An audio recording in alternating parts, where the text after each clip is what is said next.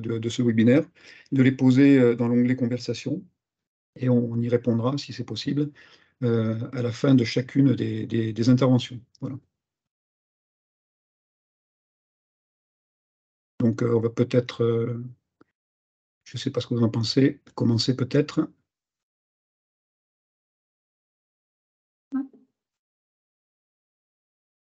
Ok, ouais, bon, il est 9h03. Je vous propose de commencer, ça fera venir les retardataires. Donc, bonjour à toutes et tous et bienvenue à ce webinaire. Donc, moi, je suis Flavien Solaire, je suis à la CCI Occitanie. Donc, je suis basé à côté de Montpellier à Pérols. Et donc, on anime ce webinaire donc, avec ma collègue Marine Arguin-Deguy, qui, elle, est basée à Blagnac. Donc d'abord, avant de commencer, je voudrais excuser Michel Bossy, qui est le président de la CCI du Tarn et qui est également le président du groupe de travail régional hydrogène des CCI, qui n'a pas pu être présent aujourd'hui, qui est retenu par d'autres obligations. Donc, comme vous le savez, le rôle des CCI, c'est d'accompagner le développement de filières et le développement de nouvelles activités économiques, et c'est pour ça que nous sommes positionnés sur la filière hydrogène.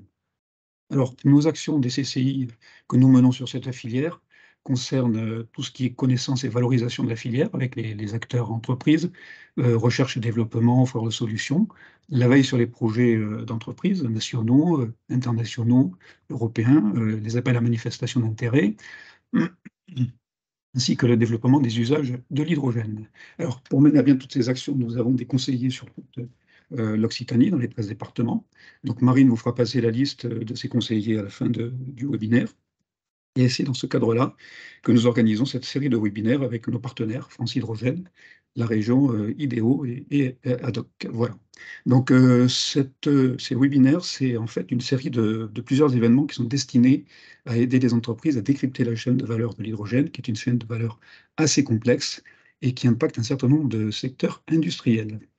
Alors, le premier webinaire de cette série, aujourd'hui, donc il est consacré à la chaîne de valeur de l'hydrogène sur la production d'hydrogène vert. Donc, nous avons quatre interventions, pardon. L'intervention de Yann-Eric Starlender, qui est donc de France Hydrogène, qui va nous faire une présentation de la chaîne de valeur de l'hydrogène. Ensuite, nous avons un panorama des projets de la région qui sera réalisé par Benjamin Febvre, d'ADOC. Ensuite, nous avons une présentation du projet IDOC de Port-la-Nouvelle, de l'entreprise CARE par Stéphane Arnoux, qui est également délégué régional de France Hydrogène en Occitanie. Et puis après, nous allons avoir la présentation de la communauté hydrogène de la plateforme CCI Business par Marine Arguin-Deguy.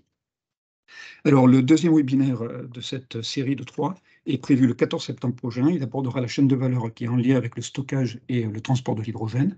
Le troisième aura lieu le 28 novembre 2023. Donc, lui sera consacré aux usages et liés à la mobilité et à l'industrie. Donc, du coup, ce webinaire, normalement, il a une particularité, c'est qu'il devrait également se dérouler en présentiel pour ceux qui seront présents. Donc, il se pourrait qu'on puisse visiter la station de Bralay, qui se trouve à Aunay-le-Château, dans l'Aveyron. Voilà. Donc, du coup, une série de 3 webinaires. Le premier aujourd'hui sur la chaîne de valeur avec un focus sur la production d'hydrogène renouvelable. Donc, du coup, sans plus tarder, je vais passer la parole à Yann-Eric, qui est donc le responsable des relations avec les territoires de France Hydrogène. Merci Flavien, bonjour à toutes et à tous. Est-ce que vous voyez bien mon écran? Oui, pour moi, c'est parfait. Alors effectivement, on va commencer par avoir un aperçu de la chaîne de valeur avec ce focus hydrogène. Peut-être juste avant de commencer, un mot rapide sur France Hydrogène. Donc, nous sommes l'association de la filière, nous sommes l'association Loi 1901. On a aujourd'hui 460 membres, dont les entreprises de la filière, que ce soit les très grandes, les moyennes, ETI, PME, start-up. Et aussi un certain nombre d'acteurs publics, parapublics, collectivités territoriales, le réseau chambre de commerce et d'industrie et puis aussi tout le monde de la recherche. Alors, ne prenez pas peur en voyant la première slide. C'est un aperçu, une cartographie que nous avons faite en 2020, il me semble, sur la chaîne de valeur l'ensemble un peu de la chaîne de valeur hydrogène, alors en France, mais bon, on peut transposer un petit peu, quel que soit le pays finalement, avec 5 blocs, hein. Puis bon, c'est vrai qu'il y a même un peu des nouveaux blocs qui ont pu se greffer dessus depuis, hein, mais donc le premier auquel on va s'intéresser ce matin, donc l'installation de production d'hydrogène. Ensuite, le stockage et le transport de l'hydrogène, les stations, hein, pour la distribution, bien sûr, et puis ensuite pour la mobilité, les piles à combustible pour véhicules allégés, et puis les installations stationnaires qui vont aussi utiliser des piles à combustible. Donc, alors c'est écrit trop petit pour que vous puissiez voir là dans le détail. Si vous voulez voir l'ensemble de ce document, il est disponible sur notre site internet, hein, sur france-hydrogène.org. Donc, ce matin, on va faire donc le focus, hein, sur la partie production d'hydrogène. Alors d'abord, un rapide rappel, hein, sur le fait qu'il y a plusieurs procédés de production d'hydrogène qui sont possibles, et qui vont faire appel à différentes matières premières, hein. Donc le premier, c'est ce qu'on appelle le réformage à partir de gaz, hein, de méthane, où on va aller casser la molécule de méthane avec de la vapeur d'eau. Et c'est aujourd'hui le procédé qui est le plus largement utilisé en France et dans le monde, hein, pour la production d'hydrogène, qui est déjà utilisée dans l'industrie notamment. Et quand on fait appel à du gaz naturel, c'est un procédé qui est assez fortement émetteur des CO2, hein, et tout l'enjeu, c'est notamment de décarboner l'hydrogène qui est déjà utilisé, et donc de substituer à ce vaporéformage de gaz naturel d'autres procédés moins émetteurs, voire pas émetteurs du tout pour certains, de CO2. Donc, je ne vais pas détailler l'ensemble de ces procédés, hein. Aujourd'hui, on va s'intéresser plus particulièrement, d'une part, à la production d'hydrogène par électrolyse de l'eau, et puis d'autre part, à la production d'hydrogène à partir de biomasse, hein, qui va pouvoir faire appel à principalement 2 procédés, même si là aussi il y a des nouveaux procédés qui commencent à arriver à maturité, hein, donc, mais essentiellement la pyrolyse et la gazéification. Et donc au niveau des matières premières, on peut produire de l'hydrogène à partir de toute molécule qui à un moment donné contient de l'hydrogène, hein, donc ça peut se faire à partir de pétrole, de gaz, de charbon, hein, mais donc voilà, aujourd'hui le but, c'est de se tourner d'une part vers la biomasse, et d'autre part, et a priori de façon largement majoritaire en France en tout cas, à partir d'eau.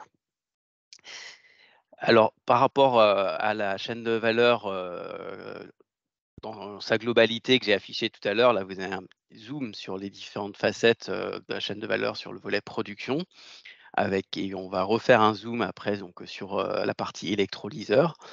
Par ailleurs, heu, l'autre mode de production qui aujourd'hui commence à bien se développer, où les procédés sont arrivés à maturité à la fois technologique et commerciale, donc à partir de biomasse. Pour avoir la vision d'ensemble, même si c'est pas forcément ce qu'on va mettre en avant, et notamment pas ce matin, donc aussi système de production d'hydrogène à partir d'hydrocarbures. Et ensuite des éléments alors il y a un dernier point, c'est aussi le fait de valoriser de l'hydrogène qui serait issu en tant que coproduit d'un procédé, d'un process industriel, hein. Il y a aussi un enjeu par rapport à ça, parce qu'il y a quand même un certain nombre de sites industriels où il y a une production assez conséquente d'hydrogène sous forme de coproduit. C'est-à-dire que c'est pas ça qu'on cherche vraiment à produire dans le process, et où cet hydrogène, dans certains cas, oui, est rejeté dans l'atmosphère, ce qui est d'une part du gâchis, et puis vous avez peut-être aussi vu, il y a eu des études sur le pouvoir de réchauffement indirect de l'hydrogène s'il est rejeté massivement dans l'atmosphère, et donc il y a aussi un enjeu d'arrêter de rejeter directement de l'hydrogène dans l'atmosphère. Donc par rapport à ça, des systèmes de récupération d'hydrogène coproduit. Donc ensuite, des éléments dont on va avoir besoin sur plusieurs modes de production. D'une part, bien sûr, un système de contrôle avec système de sécurité notamment. Et il y a la notion de containerisation, hein. Beaucoup de modules, vous allez voir aussi ça sur des exemples d'applications aujourd'hui commercialisées, sont souvent présentés dans des containers.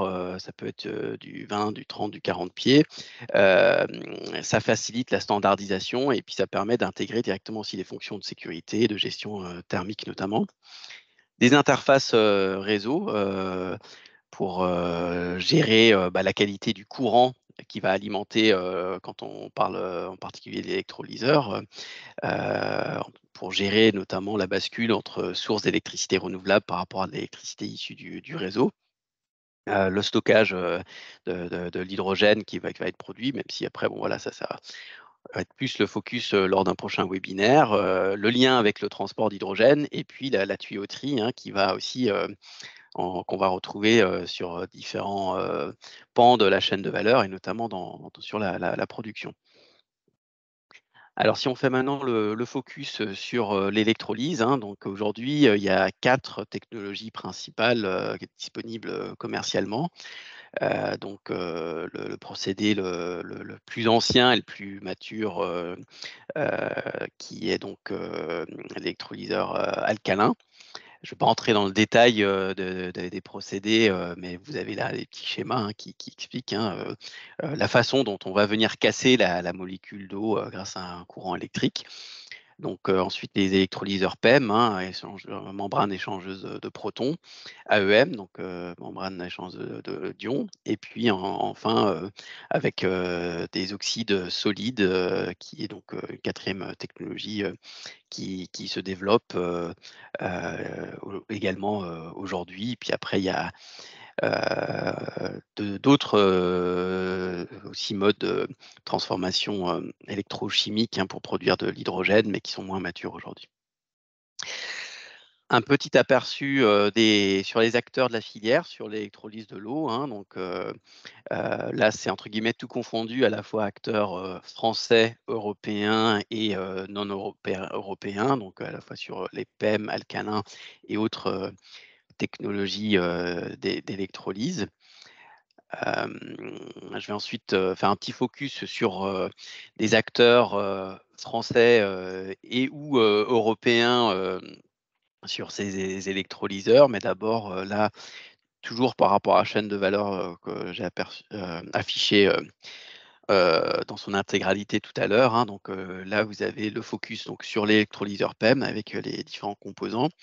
Donc sur les stacks, hein, quelque part les petits blocs d'électrolyseurs, si on peut le dire de cette façon-là, avec qui va entrer dans leur composition au niveau des plaques bipolaires, les membranes, la plaque terminale, et puis après, il va y avoir tout un tas de pièces, hein, notamment des joints d'étanchéité qui vont entrer dans la composition de ces équipements et sur lesquels il va y avoir autant de fournisseurs de plusieurs rangs pour fournir l'ensemble des pièces et équipements qui entrent dans la composition d'un électrolyseur.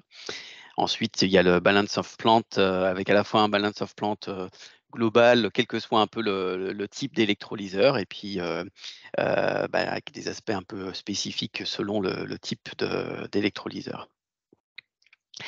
Donc là, un petit focus sur quelques acteurs. Alors, c'est pas complètement exhaustif, hein, et puis je le dis très clairement, il y a aussi un choix de ma part d'afficher donc des acteurs soit français, soit qui fabriquent en France, soit qui sont au moins européens, et puis par ailleurs, là la plupart, mais ce ne sera pas forcément toujours le cas, sont par ailleurs aussi membres de France Hydrogène, hein. Donc vous avez notamment Elogen, qui là donc est un acteur français, ITM Power, qui est un acteur britannique, qui a équipé la station de Pau, hein, qui est depuis 2019 fait circuler des bus à haut niveau de service articulés à hydrogène. Donc vous avez par ailleurs Plug, qui est un acteur américain, mais qui est de plus en plus investi et impliqué en France, notamment dans le cadre d'une joint venture avec Renault. Donc la joint venture s'appelle IVIA. donc Siemens également et Air Products.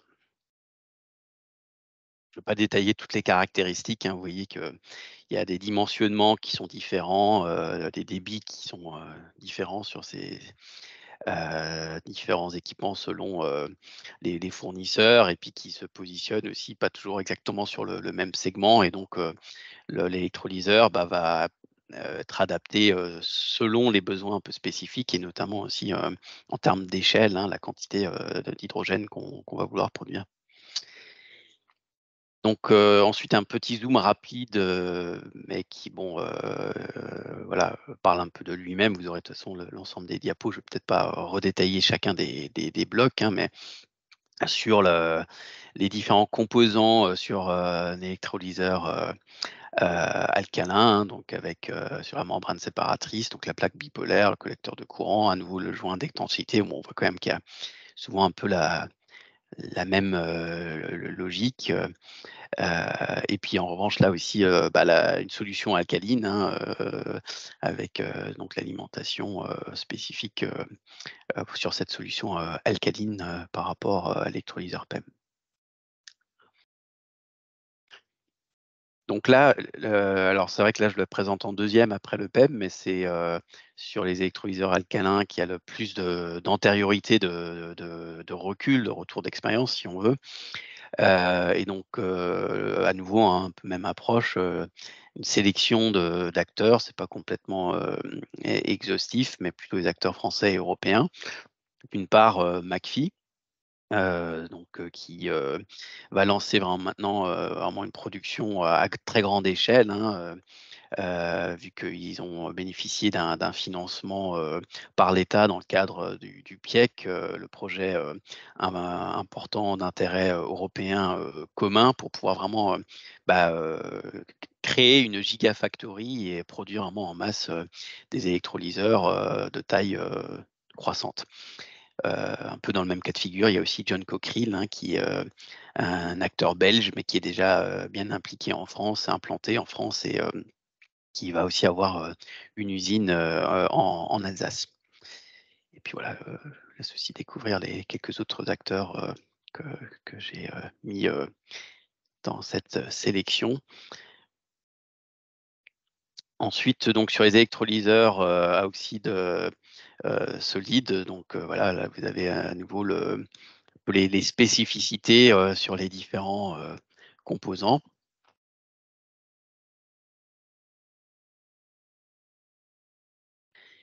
Et donc là, on peut citer alors là, j'ai regroupé sur les électrolyseurs membrane échangeuse d'anions, donc où on a aussi un acteur français qui monte en puissance, qui est Génie, qui là aussi va lancer la production à plus grande échelle, alors là, c'est en Bourgogne-Franche-Comté, mais il y a aussi un acteur occitan, hein, sur d'autres types d'électrolyse, l'électrolyse à haute température, avec Genvia, qui est basé à Béziers.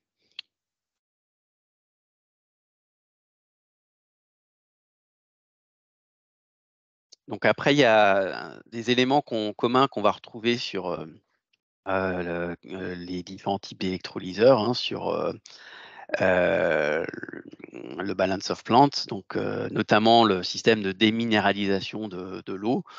Un électrolyseur, selon la technologie, peut, enfin quelque part non, quelle que soit la technologie, peut faire appel à de l'eau qui au départ n'est pas forcément pure, hein.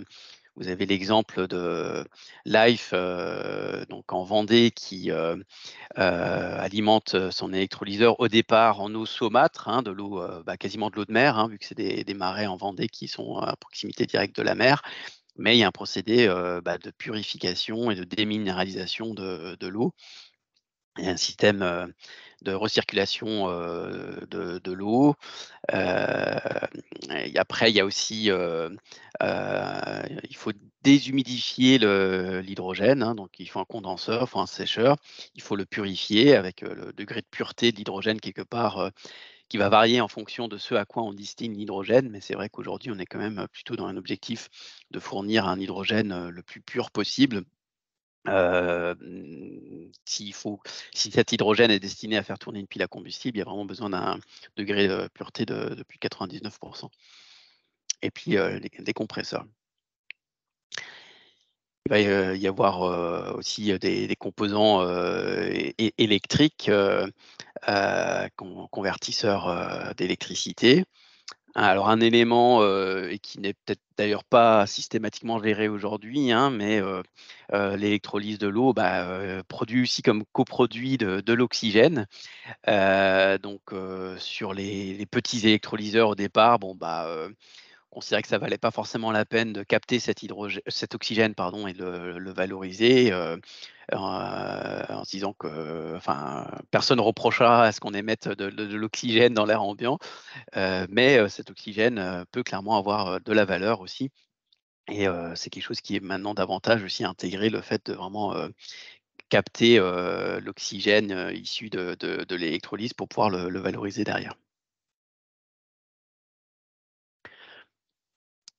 Un élément donc qu'on va pas retrouver que sur le volet production de la chaîne de valeur, mais qui est quand même assez inhérent, donc c'est la tuyauterie, hein, avec un important besoin, si vous avez déjà pu voir un container d'un électrolyseur ouvert, il y a quand même des tuyaux un peu de partout.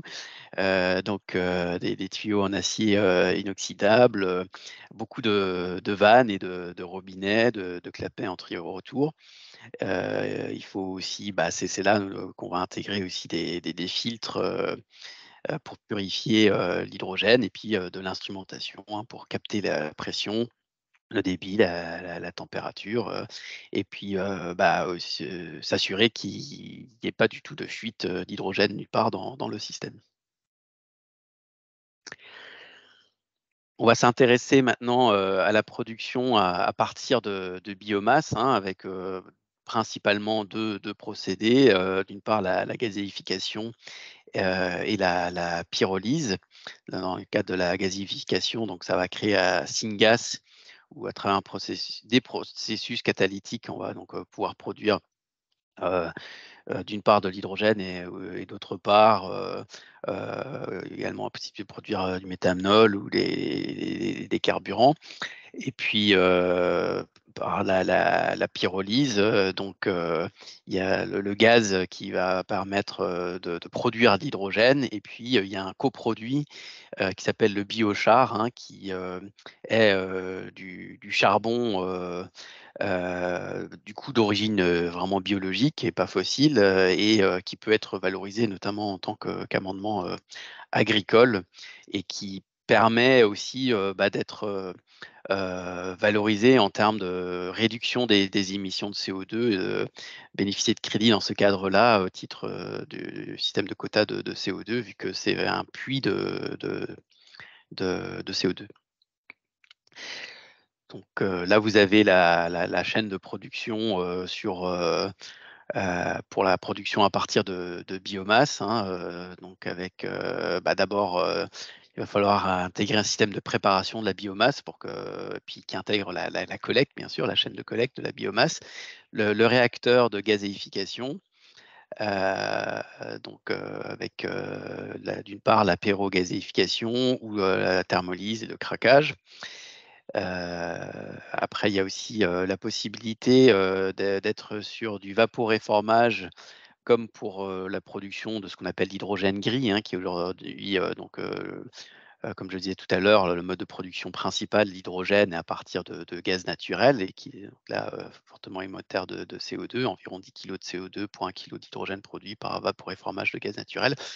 On peut également vaporéformer du biométhane, auquel cas, c'est du coup plus vertueux en termes de CO2, vu qu'on est sur de la matière première renouvelable, et du CO2 biogénique, sachant que ça peut par ailleurs être combiné à de la méthanation également. Donc il y a des systèmes qui se développent aussi sur ce volet-là. Mais ce qui se développe quand même le plus aujourd'hui, c'est plutôt la gazéification, pyrogazéification et thermolyse. Donc ensuite, aussi les systèmes de purification, hein, là, au départ, l'hydrogène va être plutôt moins pur que sur les procédés, électrolytiques. Et puis donc, au final, aussi, la valorisation des sous-produits, que ça soit, le biochar ou, le CO2, biogénique, c'est-à-dire au départ pas issu d'un procédé industriel, heu, mais, issu de biomasse.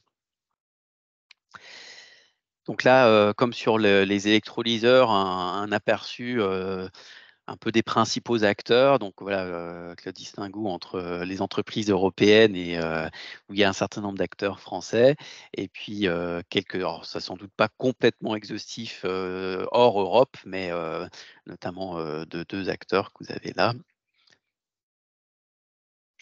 Et donc si on fait un petit focus, sur, plutôt les acteurs, français, donc vous avez notamment Hafner Energy, Keros Energy notamment, enfin vous les avez là, hein, de toute façon, qui proposent, des solutions. Hafner Energy, qui a déjà, son procédé Rinoca qui tourne, à Strasbourg, et avec un premier retour d'expérience qui est assez positif, qui a notamment convaincu l'ADEME qui au départ, ne soutenait pas la production d'hydrogène à partir de biomasse parce qu'ils considéraient que le procédé n'était pas encore assez mature.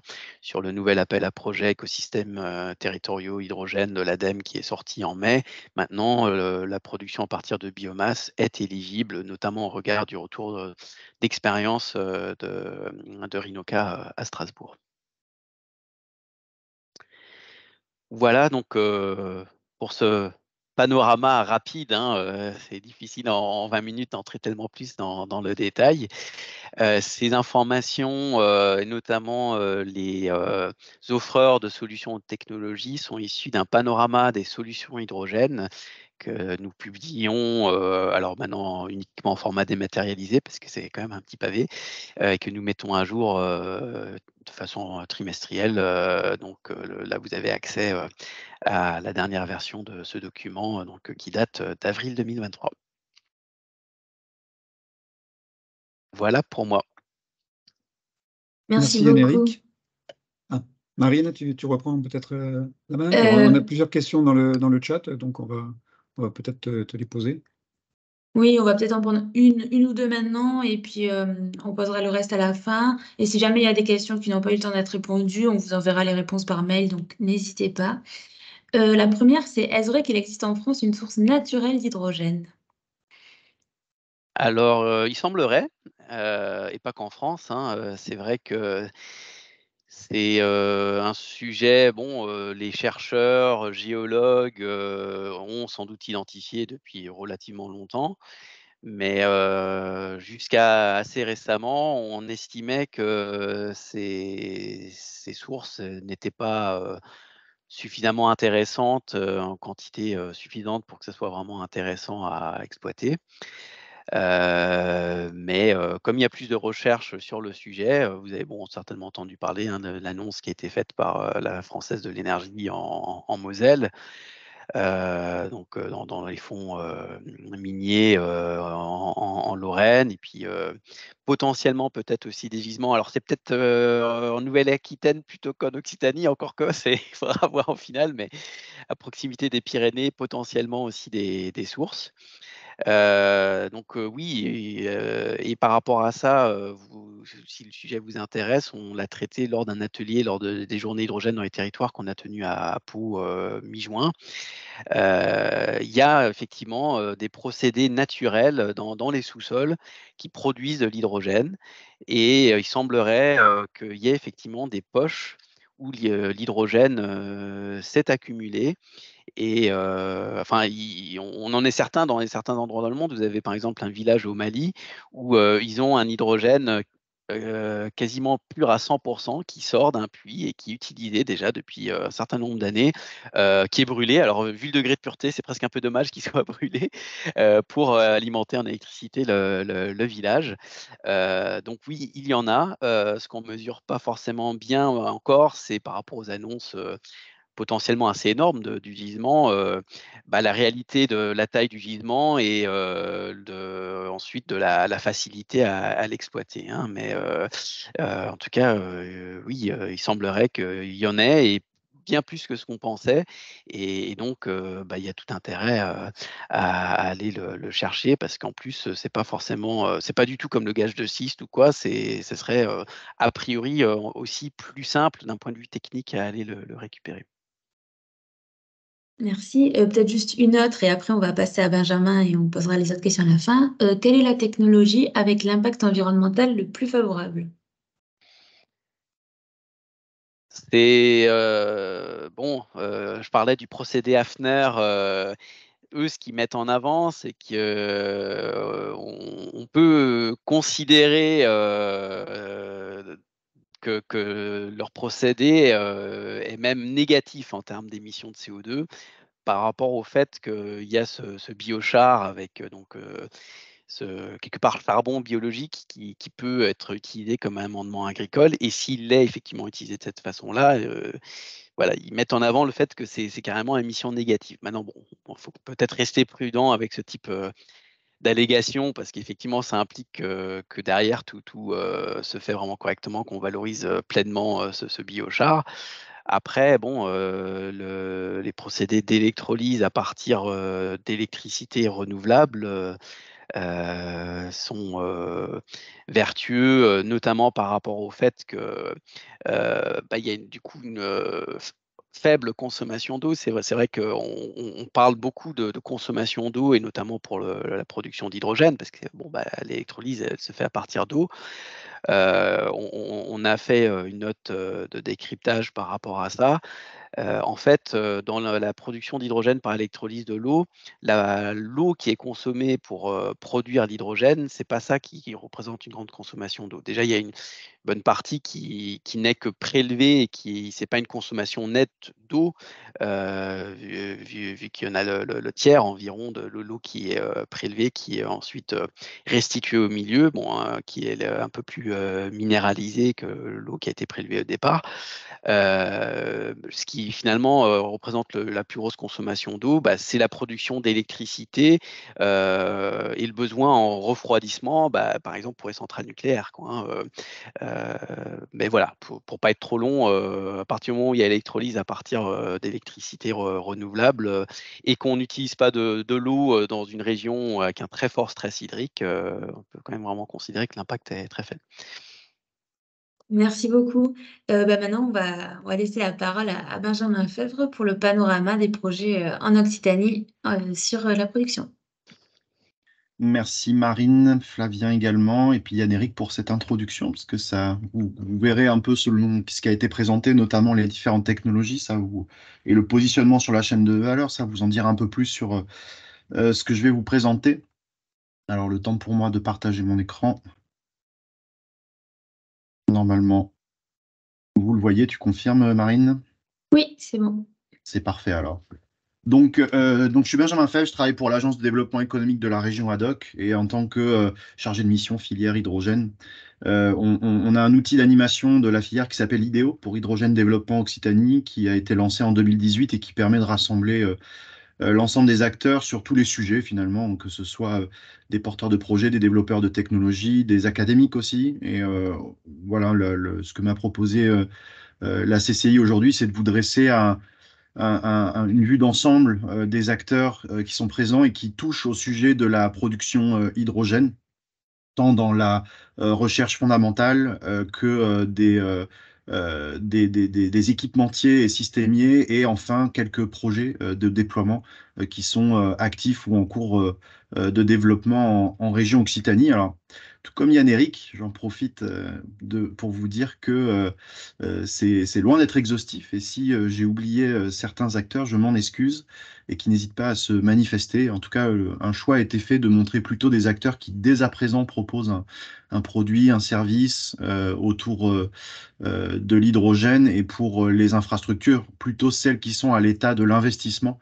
Donc, il peut en manquer certaines qui sont encore en cours de projet, en cours de développement, et je m'excuse par avance auprès d'eux. En tout cas, il fallait faire quelques choix. Pour commencer, donc, nous avons donc les projets de R&D. On a une communauté académique en Occitanie qui est assez riche, réunie autour du pôle de recherche Rio, qui est en partie financé par la région et par notamment le CNRS, pour développer des activités communes autour de l'hydrogène. Et on a un pôle d'une vingtaine de laboratoires en région qui traitent de sujets de l'hydrogène, dont une bonne dizaine, là je ne les ai pas comptés exactement, on doit en avoir à peu près 12 ou 11, qui traite du sujet de la production. Alors, je vais essayer de vous brosser un peu les sujets, mais sans aller dans le détail, hein. Un webinaire a été fait récemment sur le sujet et je vous invite à aller le consulter sur le site de Rio, hein. Je vous ai mis des liens. Quand vous cliquez sur les logos en bas, ça vous emmène sur les liens directs pour en savoir un peu plus. On a, alors par ordre alphabétique, le Cirimat qui est basé donc à Toulouse et qui travaille sur des matériaux dans les électrolyseurs pour améliorer les performances des électrolyseurs et également la photocatalyse. Vous verrez que c'est un sujet qui revient pas mal au sein de la recherche. La photocatalyse, c'est le fait de dégrader une molécule à partir des rayons lumineux, les rayons du soleil, pour les dissocier et en fait permettre une séparation de molécules à partir de ça. C'est vraiment la plus pure finalement des transformations, hein, à partir d'une énergie solaire. Et donc l'idée, c'est de pouvoir, à partir de la chaleur du soleil, de séparer une molécule d'eau ou autre molécule d'ailleurs, et donc travailler sur les matériaux qui vont servir de catalyse, et notamment c'est du dioxyde de titane dans ce cas-là. On a l'Institut Charles Gerhardt à Montpellier qui travaille donc sur l'électrolyse en milieu alcalin. Donc c'est pouvoir optimiser les performances des électrolyseurs en les mettant dans un milieu particulièrement alcalin. On a l'Institut européen des membranes qui va travailler sur vraiment le composant de l'électrolyseur qui est la membrane, en travaillant sur une porosité de ces membranes et permettre une surface plus importante et améliorer ses performances. Également sur les membranes en céramique, très utile sur les technologies de solide oxyde qu'a présenté Yann-Éric, et également sur la photocatalyse. Ça, c'était pour le côté montpelliérain. Ensuite, à Albi, on a une compétence qui date de plus de 20 ans, hein, sur les mines d'Albi, avec des travaux dès la fin des années 90 sur le sujet de l'hydrogène. Et aujourd'hui, sur le sujet de la production, il travaille sur ce que Yann-Éric a présenté en dernier, notamment la gazéification des ressources agricoles et notamment des déchets agricoles. Donc, dans l'idée de booster et doper cette production à partir de gazéification. Le LAS qui travaille aussi également sur la photocatalyse avec des surfaces nanostructurées, encore une fois pour améliorer les performances de cette technologie. Le Laplace qui est également un laboratoire particulièrement en pointe avec un recul de plus de 20 ans, surtout sur les piles, mais ils ont des travaux sur les vieillissements des électrolyseurs échangeurs de protons, des électrolyseurs solide oxyde également, et une expérience sur les smart grids. Donc, ils vont créer des micro-réseaux autonomes qui vont de la production de renouvelables jusqu'au stockage qui combine batterie plus électrolyseur avec de l'hydrogène et donc qui permettent donc d'avoir des bâtiments autonomes notamment. C'est des choses qui sont travaillées au sein du Laplace. L'INRAE, le laboratoire de biologie environnementale de Narbonne, qui travaille sur des procédés fermentaires. Là, c'est pour la production d'hydrogène à partir de biogaz. Yann-Éric en a parlé également, mais c'est l'idée de faire du reformage de biogaz et d'injecter à l'intérieur des ferments qui vont permettre de booster la production d'hydrogène, qu'ensuite on va extraire et booster ainsi la production de biogaz. Donc on a une synergie assez intéressante à trouver via ce procédé-là. Le laboratoire de chimie de Toulouse travaille également sur les matériaux de photocatalyse.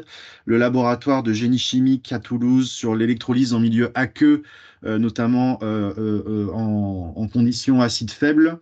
L'analyse du cycle de vie des systèmes de power to gas. Le power to gas, c'est vraiment l'électricité, l'intégration d'un système qui produit à partir d'électricité de l'hydrogène ou autre forme de gaz. Donc là, c'est travailler sur l'analyse du cycle de vie, c'est-à-dire l'intérêt énergétique du puits à la roue, hein, vraiment pour pouvoir le comparer avec d'autres systèmes.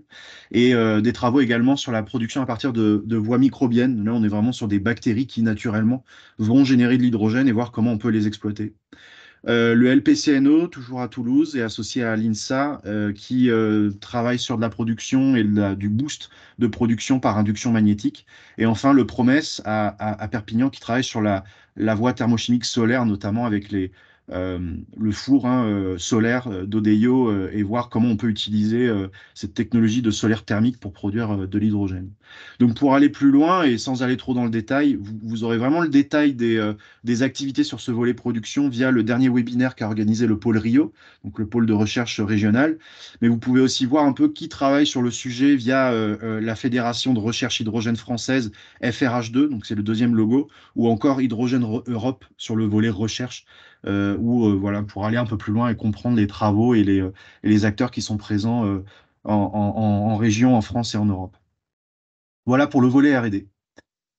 Ensuite, on a un volet plutôt des industriels qui vont développer des équipements, des systèmes, des briques technologiques propres à la production d'hydrogène. Alors, j'en ai cité quelques-uns, et pareil avec un positionnement avec le code couleur que j'ai mis sur la carte pour vous repérer où ils sont placés selon où vous êtes également. On va avoir Bulan, par exemple, qui travaille du côté de Montpellier, à Fabrec précisément, sur un électrolyseur PEM qui va être dédié à la combustion d'hydrogène. En fait, c'est un électrolyseur où ils vont retirer toute la partie filtration. On n'aura pas besoin d'avoir un hydrogène très pur pour les standards piles parce qu'on va l'utiliser pour faire de la combustion. Et notamment dans des applications où les flammes sont obligatoires, comme par exemple la soudure, comme par exemple la chaleur industrielle ou quelques process, ou encore les chaudières pour le chauffage individuel et collectif. Genvia, ça a été cité aussi par Yann-Éric tout à l'heure, c'est un des projets de Gigafactory français notifié par l'Union européenne comme projet important d'intérêt commun européen. Qui vise donc sur Béziers à créer donc une gigafactory, c'est-à-dire une usine qui a des capacités de l'ordre du gigawatt de puissance d'électrolyseurs produits à terme, hein. Donc plusieurs centaines, voire milliers de cellules d'électrolyse à solide oxyde à haute température. C'est une technologie qui a été développée par le CEA et aujourd'hui transférée au groupe SLB, anciennement nommé Schlumberger, on est plus connu sur ce nom, mais aujourd'hui SLB, sur son site de Béziers pour industrialiser cette technologie, et donc avec l'intérêt d'avoir dans les meilleures conditions possibles un rendement particulièrement intéressant et donc un prix, parce que le coût de l'énergie est synonyme du coût de l'hydrogène, vraiment très influent, d'un hydrogène compétitif pour des applications industrielles, mobilité, etc. Ensuite, sur les équipements auxiliaires, ce que Yann-Éric appelait donc les balance of plant, hein, tout ce qui va être à côté et qui va permettre d'avoir un hydrogène qui correspond, en tout cas, qui va pas toucher à la brique de production, mais tout ce qu'il va y avoir à côté et qui est essentiel. On a par exemple à Salindre, dans le Gard, un gros industriel qui est Axens et qui va produire des systèmes de purification de l'hydrogène. C'est toute la phase dont Yann-Éric parlait dans la chaîne de valeur de déshumidification, de purification pour enlever toutes les traces d'eau ou d'autres molécules qu'on peut retrouver à la sortie d'un électrolyseur ou d'un autre process. Et Axens non seulement les développe, mais en plus les fabrique à Salindre. C'est vraiment le site industriel de Salindre et un site qui fabrique cette technologie-là. On a également Chemdoc Water, basé à côté de Montpellier, qui fabrique des membranes, cette fois-ci pour la purification de l'eau, pour avoir une eau qui soit propice à l'insertion dans des électrolyseurs. Je saute en passant directement à Polymem, parce qu'ils vont travailler également sur des systèmes de filtration qui vont être très proches pour filtrer l'eau, mais également les gaz. Donc on a des acteurs sur ces systèmes de purification et de filtration qui sont assez présents en région. Et enfin, le dernier en termes d'équipement auxiliaire, c'est Comeca, également à proximité de Montpellier, mais qui dispose également d'usines dans la Nièvre, je crois, en France, et qui travaille sur les redresseurs de forte puissance. Là, on est vraiment sur le volet électrique, hein, pour vraiment adapter de courants alternatifs et courants continus pour pouvoir s'adresser donc et arriver à des fortes puissances dans les bonnes conditions vers l'électrolyseur. Et enfin, il y a ceux qui développent des systèmes. Donc, cette fois-ci, ils vont plutôt prendre un électrolyseur ou une autre source de production d'hydrogène existante et l'intégrer dans un système complet. Et on en a 3 principaux qui sont en Occitanie. On a EMA pour Electron Material, qui est à Montpellier et qui va intégrer un système d'électrolyse combiné à de la méthanation pour vraiment faire un système complet Power to Gas. À partir d'électricité solaire, pouvoir produire du méthane par voie électrocatalytique. On a également Nexeia, dont le siège est basé à Toulouse, qui dispose sur étagère d'une offre qui s'appelle Suricat. C'est vraiment un système de production d'hydrogène autonome pour tout ce qui est applicatif hors réseau. Donc, on va avoir un système intelligent qui combine production renouvelable, production d'hydrogène, stockage batterie, stockage sous forme d'hydrogène, et qui permet à un bâtiment ou pourquoi pas, je sais pas, une antenne relais ou des choses comme ça qui peuvent être dans des secteurs hors réseau, de pouvoir avoir une alimentation en électricité. Et enfin, Top Industrie également, qui est un des spécialistes en composants gaz haute pression et qui développe, grâce à sa spécificité, un système d'électrolyse complet sous pression et qui est donc containerisé également.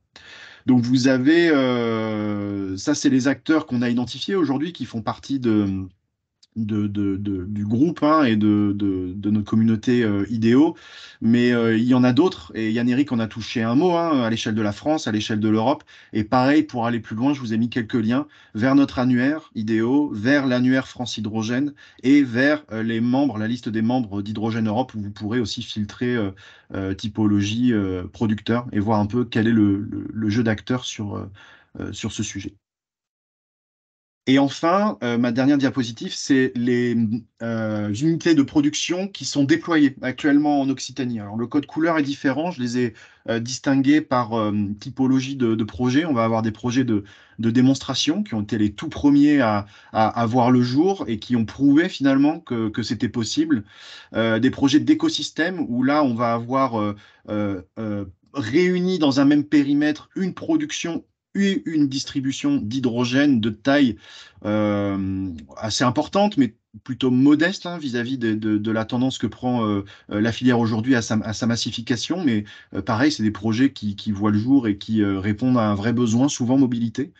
Et enfin, des usines de production qui, là, vont concentrer les activités de production, et c'est ce qui vous sera notamment détaillé par Stéphane Arnoux juste après pour le projet IDOC.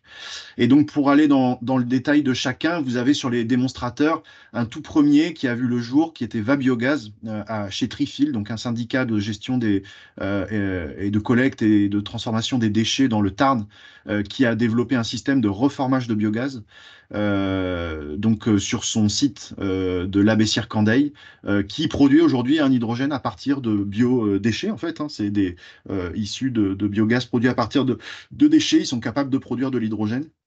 On a eu le projet H2Pire, qui était un projet européen pour créer un corridor entre la France et l'Espagne, donc qui allait de Rodez jusqu'à Saragosse, et où la société Ondulia a pu, dans ce cadre, déployer un électrolyseur à Rieux de Pelleport, à côté de Pamiers, en Ariège, directement raccordé à un barrage hydroélectrique. Ce qui permet, aujourd'hui, ils ont pu prouver que c'était possible d'avoir un électrolyseur raccordé, alors de le prouver techniquement, évidemment, que c'était possible de le faire.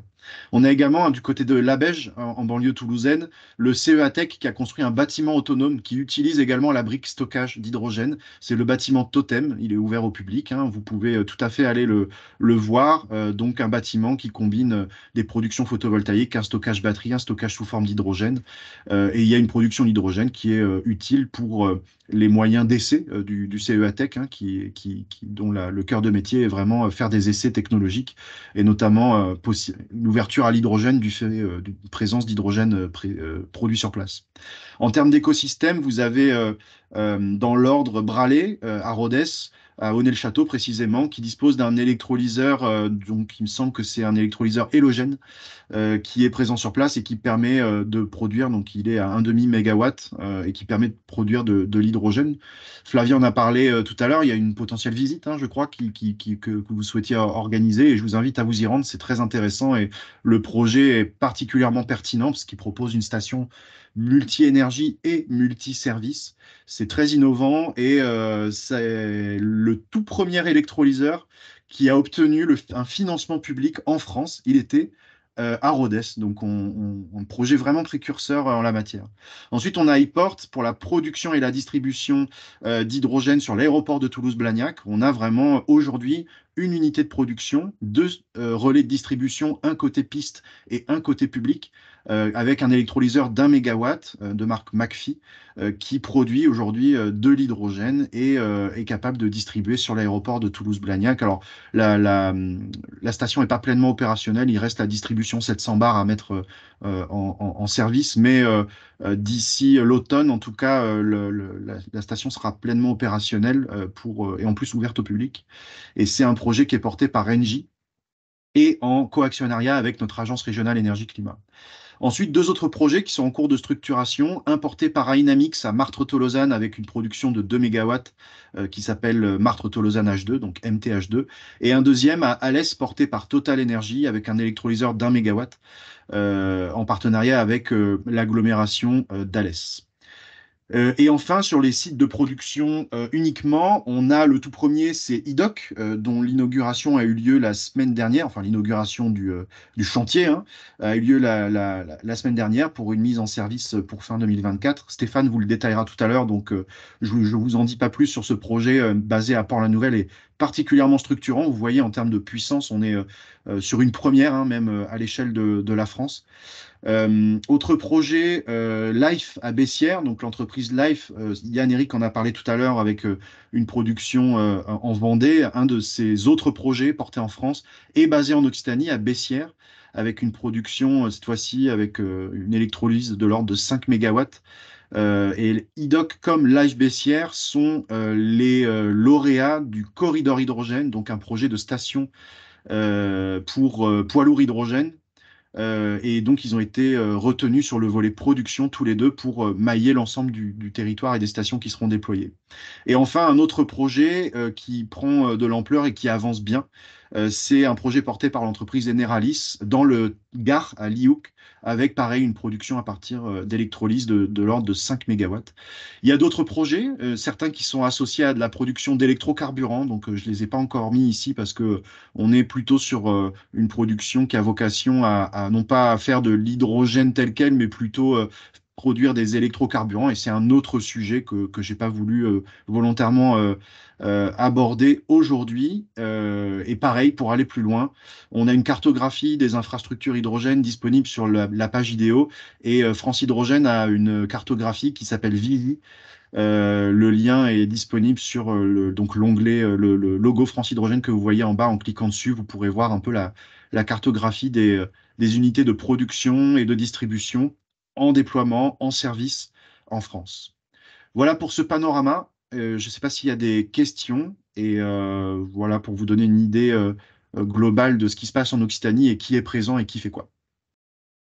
Merci beaucoup, Benjamin, pour ce panorama très complet des projets. Alors, il n'y a pas de questions spécifiques à ces projets en Occitanie. Donc, pour garder le tempo, ce que je vous propose, c'est de passer directement à la présentation de Stéphane Arnoux et puis on prendra les questions restantes à la fin.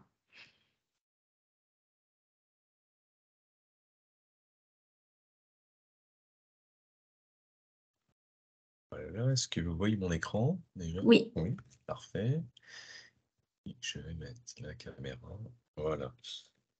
Bonjour à tous, bonjour à toutes. Voilà, je vais vous présenter une suite logique de ce qui a été précédemment par Yann-Éric et puis par Benjamin, focalisé sur la production. Moi, je vais vous montrer un peu ce qu'on peut faire avec de la production d'hydrogène par électrolyse. Et je vais vous présenter un peu l'écosystème hydrogène IDOC, parce que IDOC a un peu évolué par rapport à l'origine que j'ai dû présenter à certains, parce que j'avais été invité par la CCI déjà Occitanie, présenter le sujet il y a 2 ans. Donc comme Benjamin le disait, IDOC, ce n'est plus un projet, c'est une usine. Voilà, je pense qu'on va passer le pas, on a changé de cap, on n'est plus un projet, dans 18 mois, on aura une usine de production d'hydrogène. Alors déjà, la question qu'on peut se poser avant de partir et faire des écosystèmes hydrogène, c'est pourquoi faire de l'hydrogène? Alors avant tout, il faut avoir des clients. Alors ça paraît évident pour les chefs d'entreprise que vous êtes, mais en tout cas, c'est la vraie question qu'on doit se poser, nous, qui lançons la filière hydrogène en France. Donc si on n'a pas de clients, il n'y a pas d'écosystème, il n'y a pas d'investissement et tout ce qu'on vous a raconté précédemment, eh bien, dirons-nous, vont rester à l'état de la recherche. Donc c'est notre vraie difficulté, notre vrai challenge, c'est de trouver des clients. Donc aujourd'hui, l'écosystème iDoc, il va chercher des clients à l'industrie, en mobilité, donc ce qui a été présenté tout à l'heure, et je vais vous détailler un petit peu le corridor H2. Trouver des nouveaux usages à travers des péniches hydrogène parce qu'on veut décarboner aussi ces usages-là. Et puis, la région, a investi, fortement dans un navire de service qui est basé à Sète, et ce navire de service sera un hybride, diesel-hydrogène, pour, éviter les émissions de CO2 et de polluants. Et donc, le vrai objectif qu'on a sur un écosystème hydrogène, c'est vraiment décarboner les usages, décarboner l'industrie, décarboner notre vie du quotidien afin d'éviter le réchauffement climatique et améliorer aussi la qualité de l'air. Et on est tout ça dans l'électrification de notre société. L'hydrogène peut répondre à une partie de la solution. Voilà, ce n'est pas la solution miracle, bien au contraire, elle fait partie du mix des solutions. Et voilà, c'est ça que je voulais d'abord vous expliquer. Donc, des clients, l'hydrogène dans l'industrie, eh bien, nous, chez iDoc, nous avons la chance d'avoir une cimenterie qui est juste à côté, à proximité. La cimenterie Lafarge, qui est maintenant, qui a été, on va dire, illustrée parce qu'elle fait partie des 50 sites les plus émetteurs de CO2, en France. Et donc il y a un vrai sujet de comment je peux réduire ou valoriser ce CO2. Donc 2 choses ou plusieurs choses. Sur une cimenterie, on peut utiliser de l'hydrogène en combustion pour supprimer l'usage des, combustibles fossiles, puisqu'il reste encore des combustibles fossiles dans des cimenteries. Donc ça, c'est un premier volet. Le deuxième volet, ce qui a été expliqué tout à l'heure, lorsque vous faites de l'hydrogène par électrolyse, vous avez de l'oxygène. L'oxygène peut être utilisé en cimenterie pour améliorer la combustion, améliorer les rendements. C'est-à-dire avec la même quantité d'énergie, vous allez produire plus. Donc ça, pour la productivité des procédés industriels, ça fait sens et mettre de l'oxygène dans une cimenterie, ça fait 30 ans que ça existe, donc c'est pas un sujet d'innovation, c'est juste d'application. Et puis aussi, on a parlé rapidement des fuels synthétiques, ISAF, heu, ou d'autres produits, qui sont faits à partir du CO2. La cimenterie de Lafarge a pour la nouvelle, émet du CO2, 500 000 tonnes de CO2 par an. On pourrait imaginer dans un futur proche, récupérer ce CO2, le combiner à l'hydrogène et faire des produits comme des kérosènes de synthèse, faire du pétrole vert, ou alors d'autres procédés ou d'autres produits, pour faire des plastiques, qui viennent de la chimie du CO2 et de l'hydrogène. iDoc, c'est aussi une société, ça a été créé, par le groupe Care et par l'AREC. Alors le groupe Care, petit focus, je pense que vous nous connaissez, mais un petit rappel, le groupe Care, ça fait 30 ans que nous travaillons dans les énergies renouvelables et donc nous sommes des industriels de l'électron vert. Parce que nous sommes experts dans la production, d'énergie renouvelable à partir de solaire flottant ou posé, à partir d'éoliennes, posées en mer ou à terre, des barrages hydroélectriques que nous possédons, en Islande, par exemple. Nous travaillons aussi sur les innovations telles que des hydroliennes au Raz-Blanchard, donc des vrais gisements aujourd'hui et une vraie innovation autour de ça. Ce qui est plus connu et plus emblématique, ce sont les éoliennes en mer avec le programme et le projet EolMed, la ferme de 3 éoliennes en mer, au large de Port-la-Nouvelle, à 10 km des côtes, qui va pour une puissance totale de production de 30 mégawatts. Et voilà, donc ça fait partie des savoir-faire de Care et nous avons aussi décidé, il y a quelques années, de transformer l'électron en hydrogène à partir d'un électrolyseur. L'AREC aussi, donc l'AREC est aussi un de nos partenaires, donc l'AREC, Agence régionale énergie-climat, est le vecteur d'investissement de la région pour pouvoir booster, accélérer, structurer la filière et amorcer en fait la réindustrialisation de l'Occitanie. Donc CARE et l'AREC se sont regroupés pour créer IDOC, EDOC, donc ce qui fait en fait un écosystème complet. Donc IDOC est plutôt basé sur la production et commercialisation de l'hydrogène. EDOC, aujourd'hui, est la société qui va investir une partie des équipements de compression qui seront installés chez IDOC.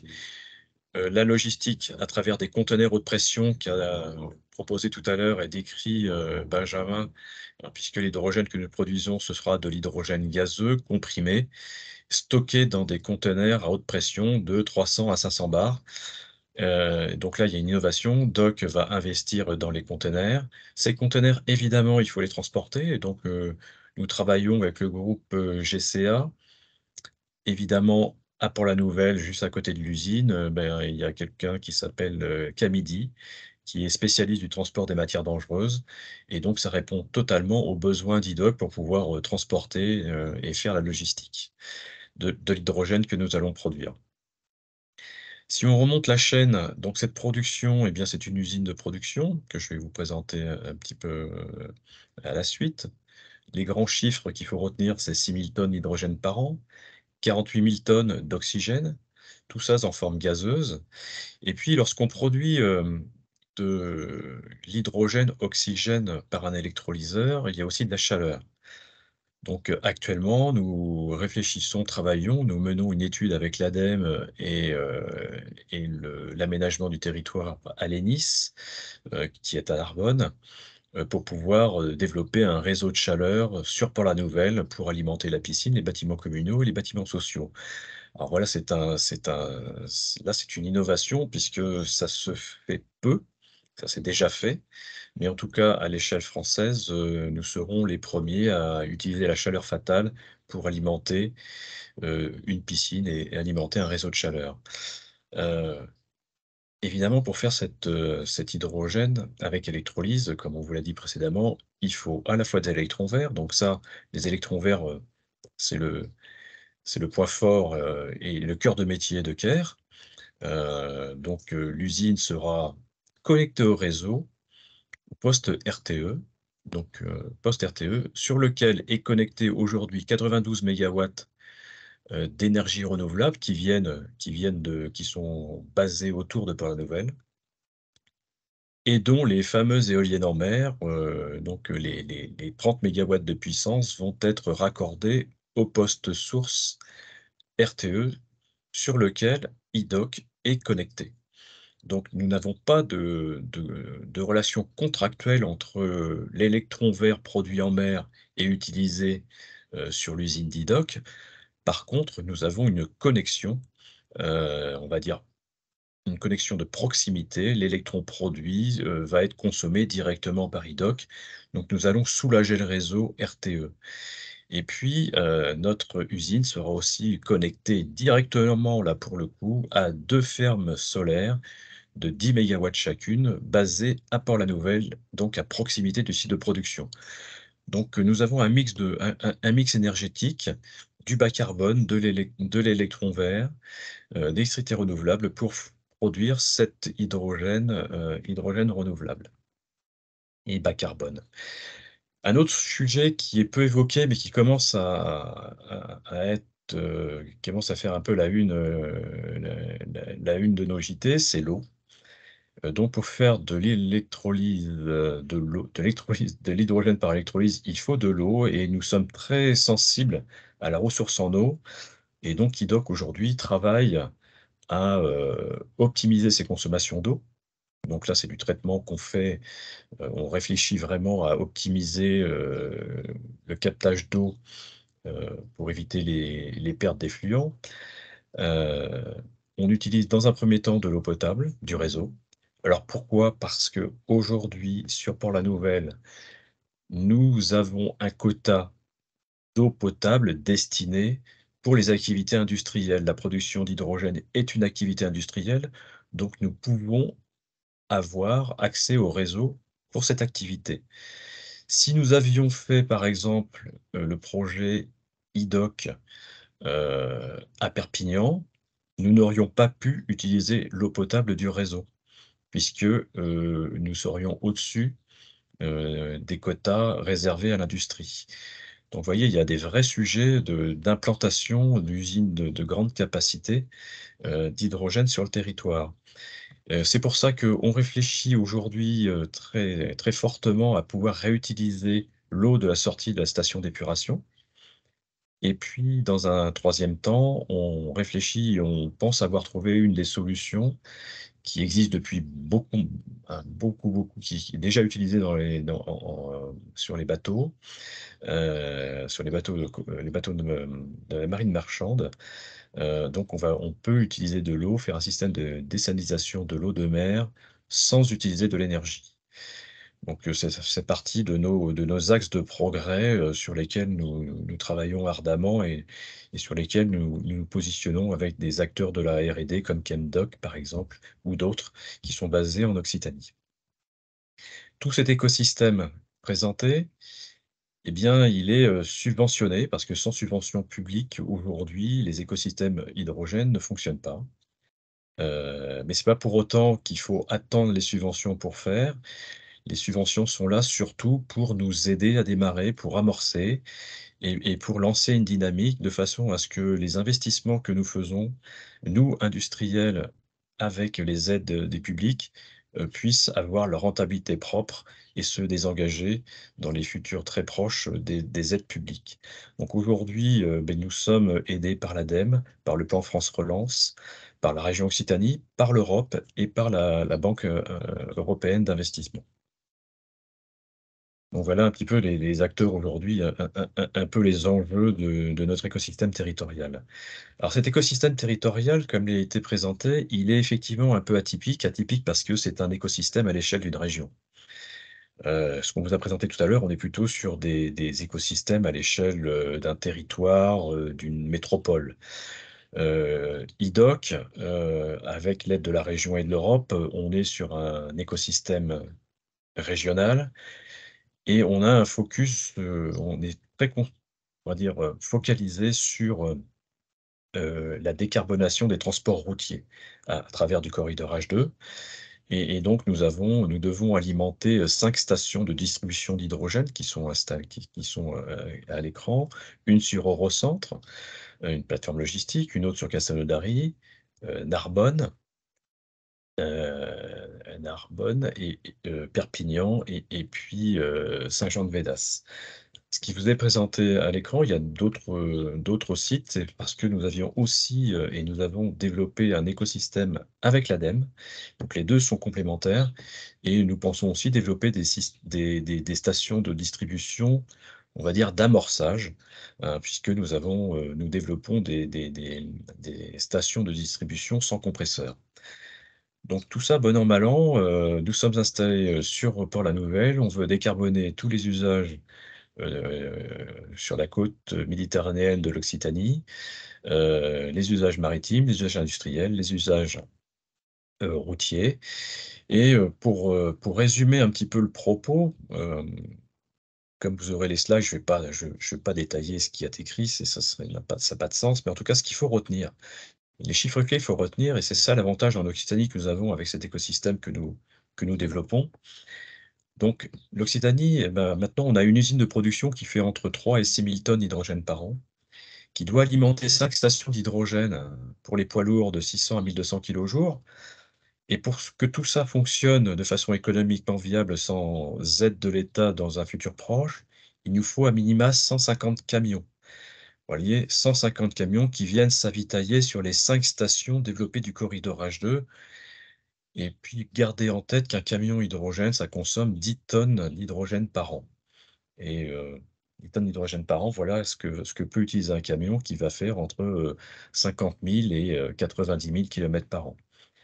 L'hydrogène aussi qu'on va produire sur IDOC, et bien, il peut être injecté dans des hydrogénoducs. Donc, je pense que vous avez tous entendu parler du Barmar ou de H2Med.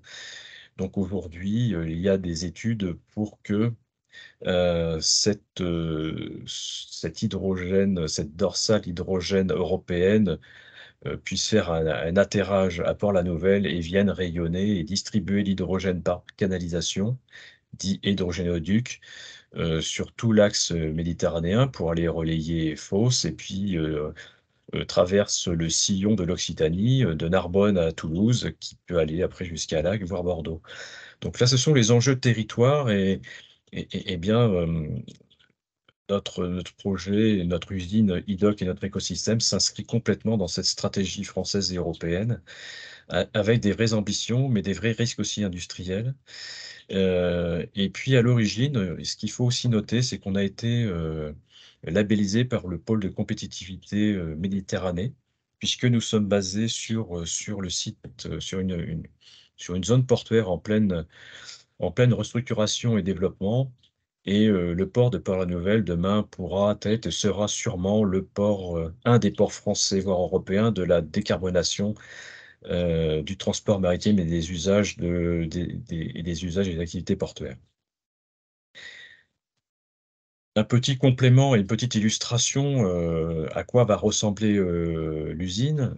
Donc effectivement, nous avons lancé l'inauguration, le lancement de la construction la semaine dernière, où nous avions environ 250 personnes, la présidente de région, pour vraiment réaffirmer que l'Occitanie était un territoire hydrogène et une région leader en France pour pouvoir booster les projets et les usines telles que Idoc. Je pense que Benjamin vous a bien présenté la dynamique en Occitanie, et je pense que si demain vous êtes intéressé à travailler sur l'hydrogène, regardez avant tout ce qui se fait en Occitanie, puisque tous les développements industriels qui sont présentés tels que Idoc auront besoin de main-d'œuvre locale, de partenaires locaux. Et ça, nous sommes aussi très attachés à pouvoir travailler avec les entreprises locales pour construire notre usine. Cette usine sera opérationnelle dans 18 mois. Ça représente un investissement de 60 millions d'euros, où avec nos investisseurs publics apporte 20 millions d'euros, soit en prix un tiers. Donc vous voyez, c'est un effort non négligeable, mais nous devons produire les 6 000 tonnes et surtout vendre nos 6 000 tonnes d'hydrogène. Alors, une chose qui n'a pas été encore évoquée, c'est-à-dire que la filière hydrogène va créer de l'emploi local non délocalisable. Nous, aujourd'hui, nos estimations avec Idoc, nous prévoyons créer une centaine d'emplois directs et indirects avec aussi des usines de production qui vont tourner en 5/8, 24/24, 365 jours par an, pour pouvoir adresser de l'hydrogène pour les usages, pour des clients industriels, et aussi un secteur d'activité exigeant tel que le transport routier. Ce qui va aussi nous obliger à développer une filière et une industrialisation des stations de distribution, puisque l'objectif, c'est de pouvoir immobiliser, remplir un camion hydrogène qui doit faire son plein en moins de 15 minutes. Voilà, c'est le cahier des charges actuel que nous devons respecter et qui est similaire à un arrêt camion qui s'arrête pour faire son plein diesel à la station. Donc ce sont des enjeux très forts. Et ces exigences clients nous obligent, nous, à développer des solutions industrielles, et donc on doit passer très rapidement du laboratoire ou au démonstrateur à une solution industrielle. L'usine présentée, c'est 5,6 hectares, donc c'est conséquent, assez impressionnant, et je vous invite, pour ceux qui sont proches de Port-la-Nouvelle, à venir dans 6 mois, 1 an, et vous verrez comment la construction de l'usine se développe.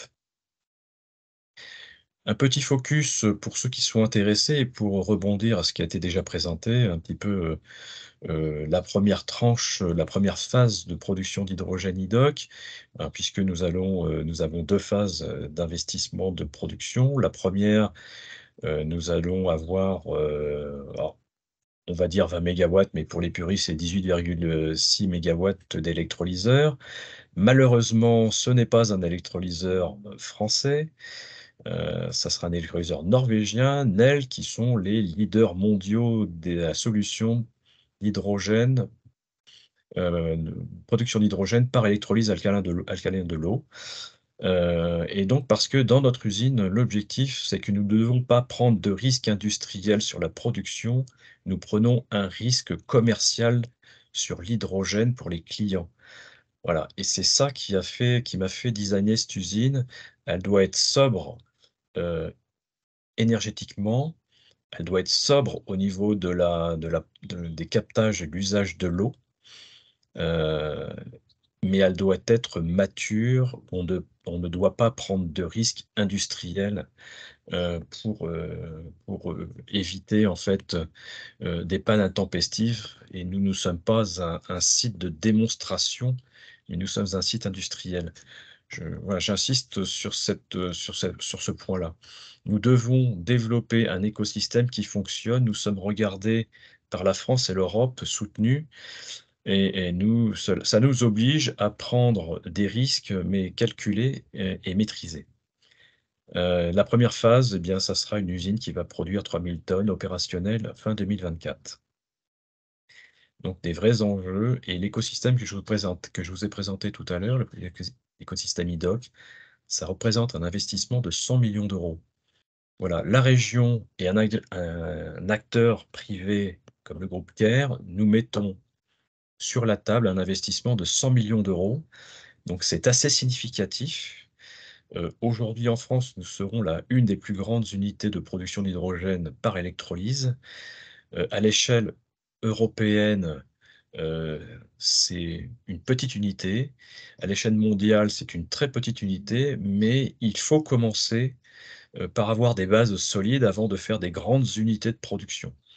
Voilà, comme j'aime à le dire, si on va aller sur Mars, il faut viser la Lune, mais avant d'aller sur la Lune, il faut des bonnes bases de lancement. Et donc, IDOC et Port-la-Nouvelle seront notre base de lancement pour l'Occitanie, hein, puisque aussi nous serons un centre de formation, nous serons, parce qu'on s'intègre aussi dans le programme Géniaux, et nous travaillons, réfléchissons avec les universités locales et en Occitanie pour pouvoir proposer de l'alternance, proposer des formations, proposer des visites, de rendre concret tout ce qu'on explique depuis maintenant 10 ans dans la filière hydrogène. Voilà, l'hydrogène, ce n'est pas simplement une vision d'expert, mais c'est l'utilisation pour tous. Juste pour terminer, voilà, je vois qu'il me reste 2-3 minutes. Juste pour terminer, voilà un petit peu le magnifique endroit pour la nouvelle. Donc, on devra être juste derrière juste à ce niveau-là, derrière les stockages, compris pour ceux qui connaissent entre Frangaz et Camidi, sur une zone portuaire avec des PPRT. Ça veut dire que ce sont des zones, c'est les eaux seuil haut. Donc, notre unité s'est insérée dans cette plateforme portuaire avec de fortes contraintes, mais ce qui ne nous a pas empêché de déployer notre usine, qui sera, elle, un site Seveso seuil bas.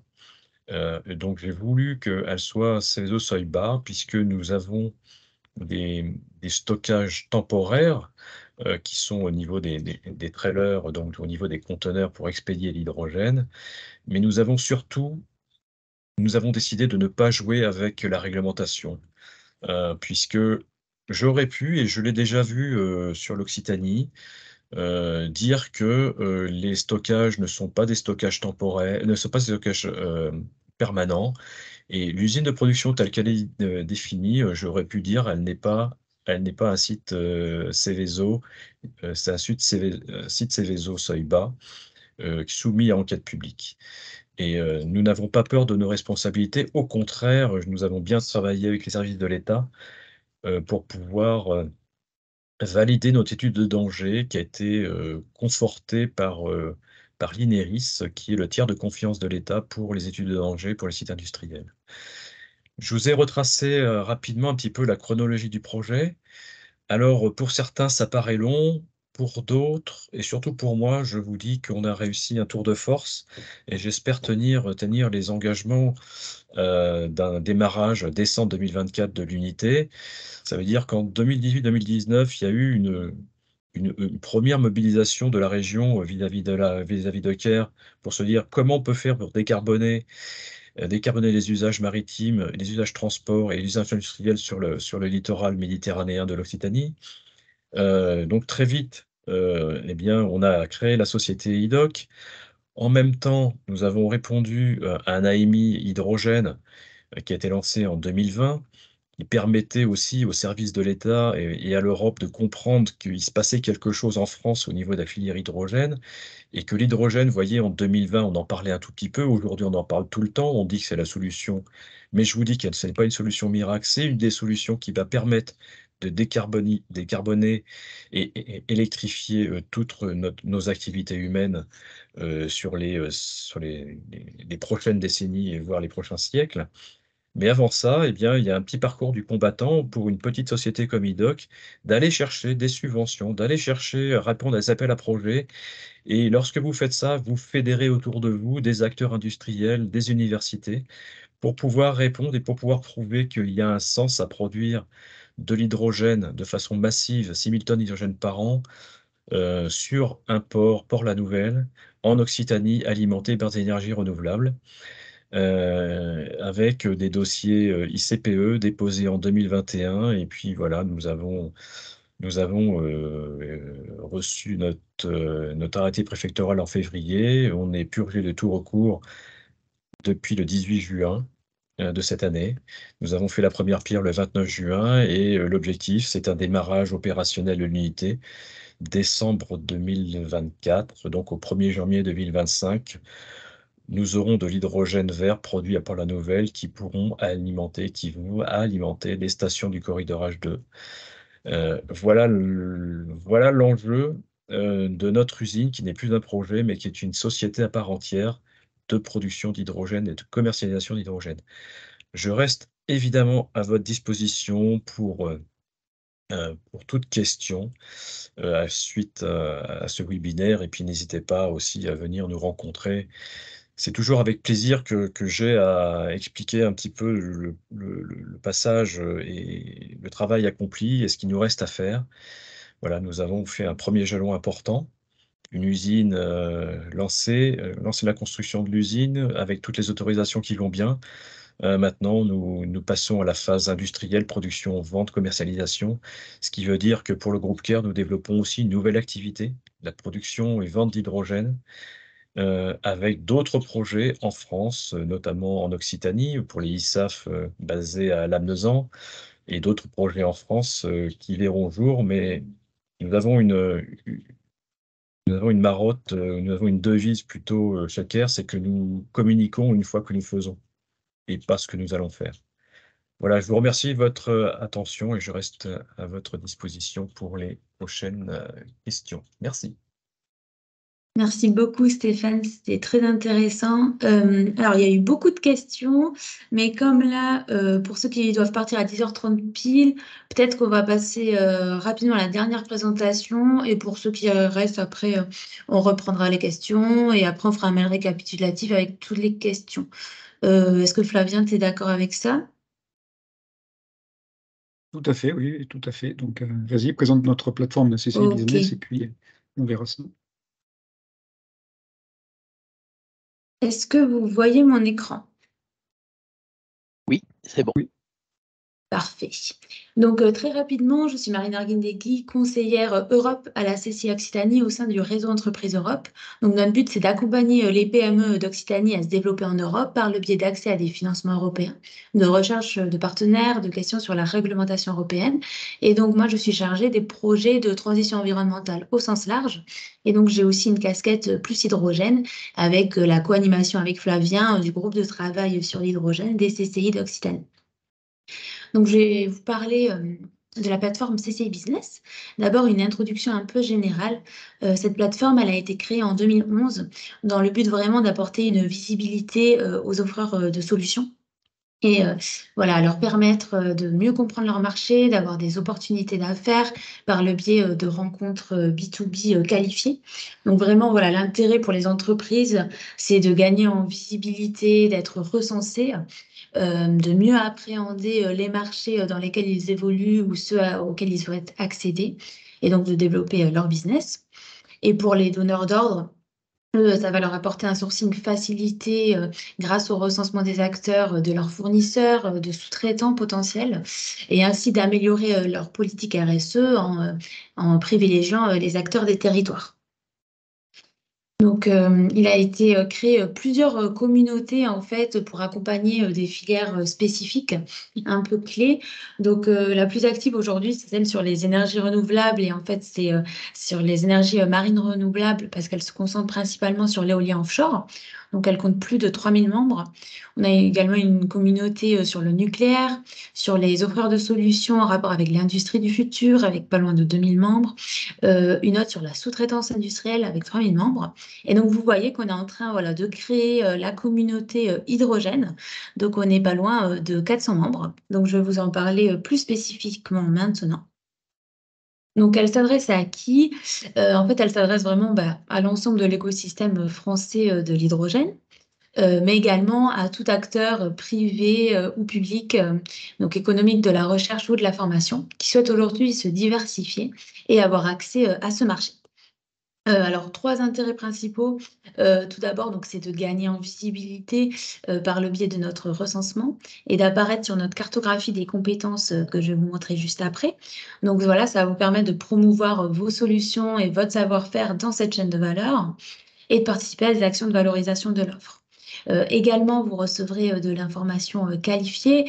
Donc, on essaye de mettre à jour, et on le mettra de plus en plus, des actualités européennes, régionales ou locales sur cette filière, et être informé d'opportunités d'affaires, donc par le biais de consultations proposées par les donneurs d'ordre, ou alors d'offres de partenariat, notamment par le biais de mon réseau Entreprise Europe.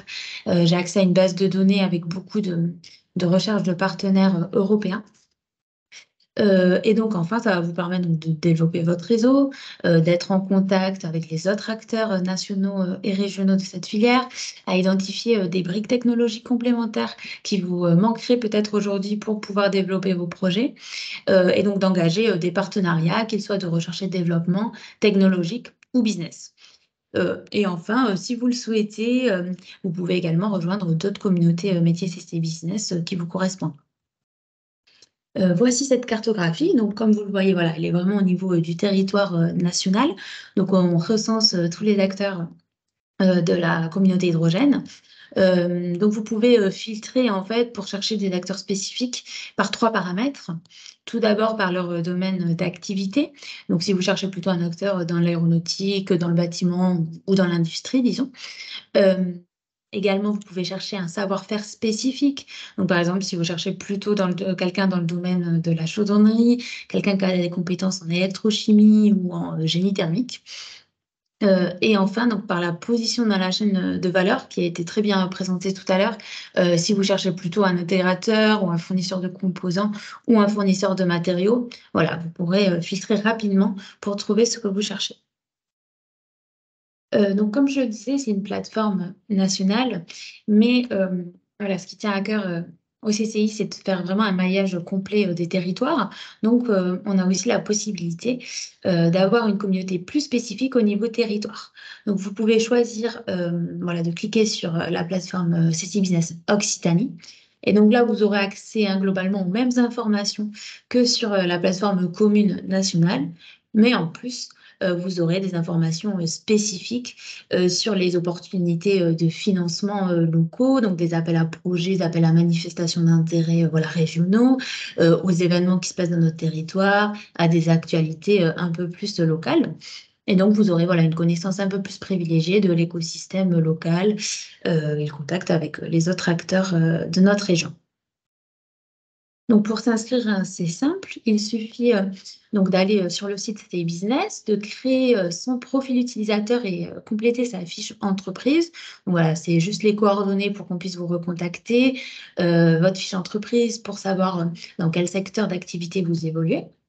Donc, ensuite que vous avez fait ça, vous pourrez vous connecter sur la plateforme et faire une demande d'adhésion à la communauté hydrogène. Donc voilà, là je prends l'exemple de la communauté hydrogène, mais la procédure est la même pour toutes les autres communautés de la plateforme. Donc une fois que vous avez fait ça, votre candidature est maintenant soumise à validation par les administrateurs. Donc pour l'Occitanie, c'est Flavien et moi-même qui sommes les administrateurs.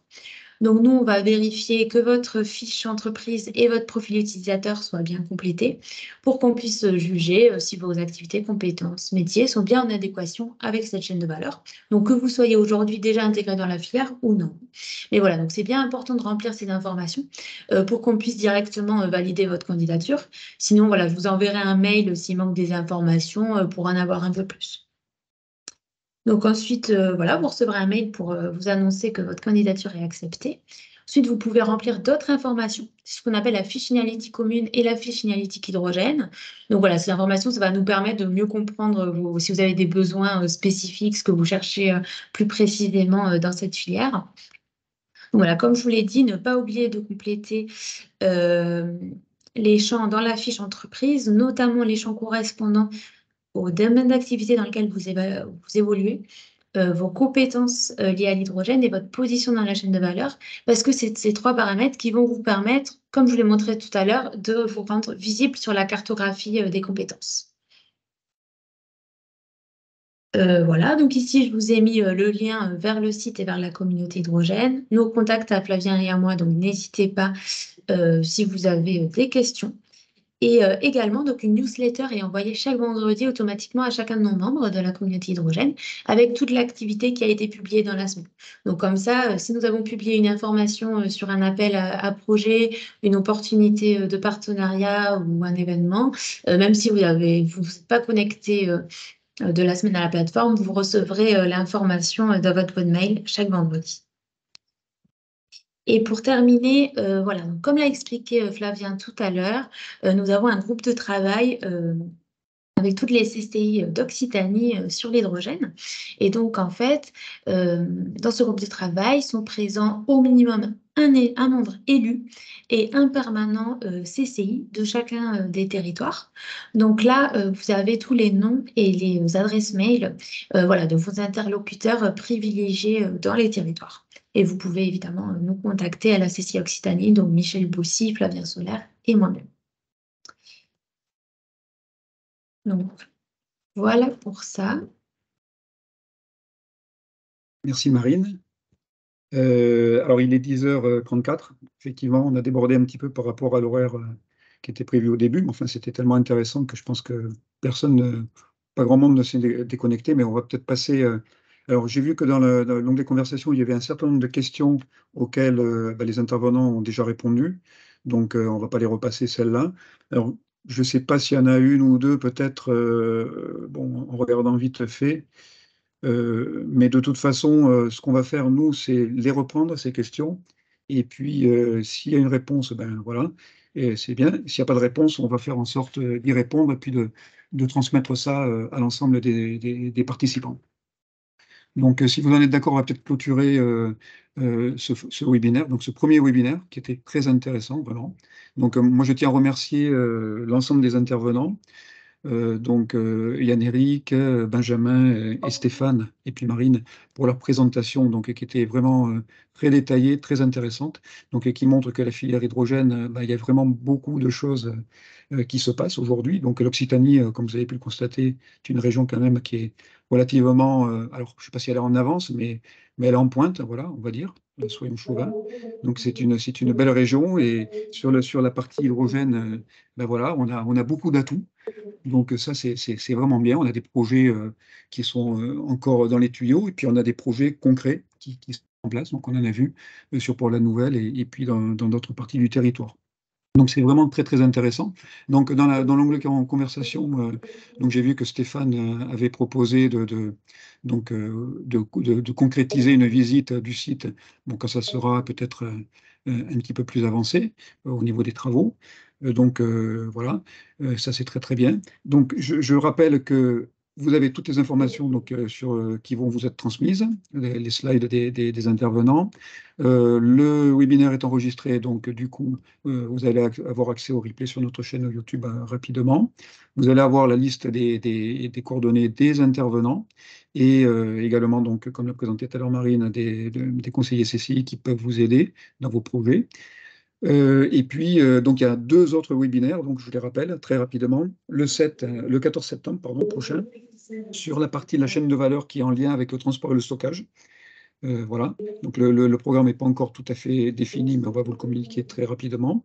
Et le troisième, donc, c'est celui du 28 novembre sur la partie usages qui sont liés à la mobilité et à l'industrie.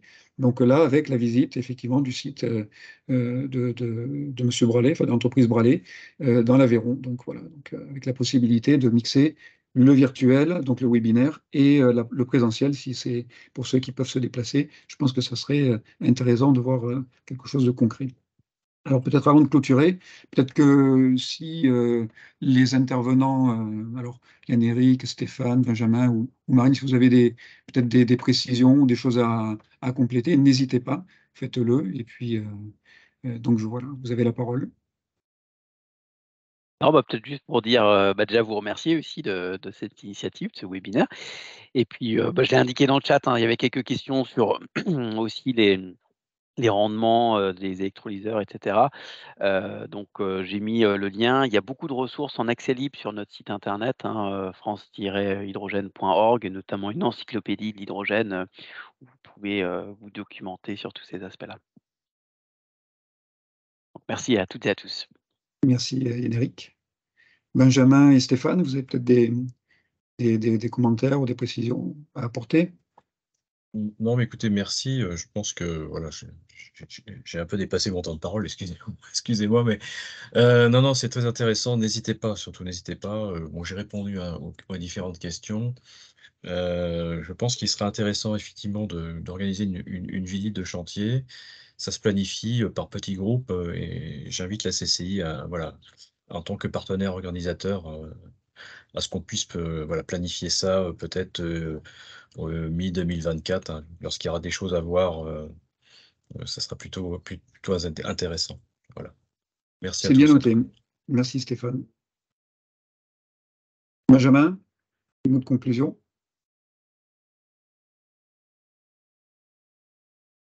De connexion peut-être? Ok, donc bon, on va peut-être clôturer. Marine, si tu as peut-être des choses également en conclusion à dire. Donc, Non, rien de plus. Merci voilà. beaucoup à l'ensemble des intervenants, de ceux qui se sont connectés aujourd'hui. Donc, je vous enverrai l'ensemble des présentations. Voilà. Et n'hésitez pas à nous contacter si vous avez des questions sur la plateforme.